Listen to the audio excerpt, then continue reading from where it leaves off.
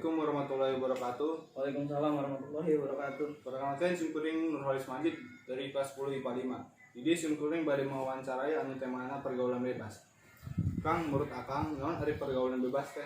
Menurut abdi pergaulan bebas teh zaman ayeuna mah rada memprihatinkeun saker siswa SMP, SMA, mahasiswa kajebak ku ngaranna narkoba. Naon sih penyebab pergaulan bebas menurut Akang?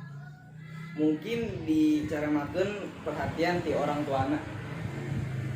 Naon sih akibat tina pergaulan bebas eta? Akibatna nyaeta putus sekolah di antara SMP atau SMA. Menurut Akang umur sabaraha anu biasana ke bawah karena pergaulan bebas? Biasana antara umur 17 sampai 23 tahun. Tapi ayeuna seueur oge anu umurna dihandap 17 tahun. Menurut Akang kumaha sih cara ngajauhanana? Urang kudu nyaketkeun jiwa pikiran sareng hate kanu maha kuasa jeung ngajauhkeun diri tina pergaulan bebas. Itu di simkuring. Assalamualaikum warahmatullahi wabarakatuh.